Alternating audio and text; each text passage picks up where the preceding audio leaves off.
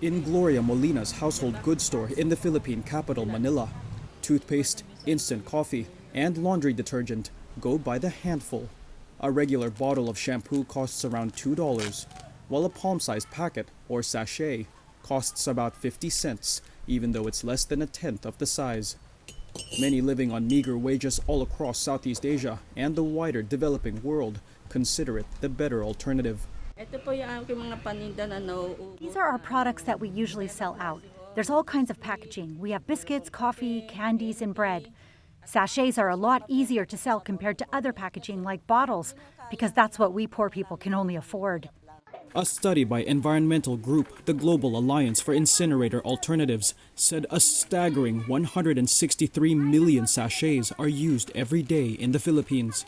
But the pouches, made of layers of plastic and aluminum foil, aren't recyclable or biodegradable. Many are swept out to sea by garbage-strewn rivers flowing through overcrowded cities like Manila. Of all the countries releasing plastic waste into the ocean, a report from the University of Oxford ranked the Philippines at number 1. Some living in the country, like Andrea Gonzaga, have begun to move away from sachets altogether. I do understand the convenience of using single-use everything because it's already measured and all that.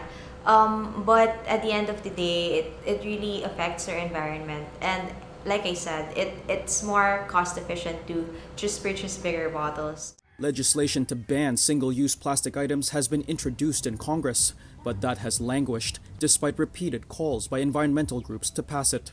Alternative legislation requiring consumer brands to contribute to the cost of collecting and disposing of plastic waste has been ratified and is awaiting signature from the president.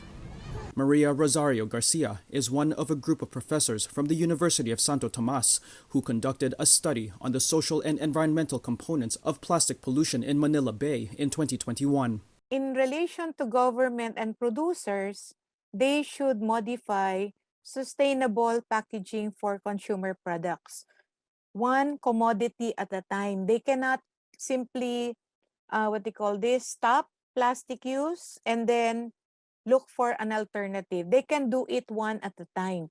Big consumer products companies have acknowledged that plastic waste is harming the environment and that they're working on solutions. Still, this waste is only continuing to grow.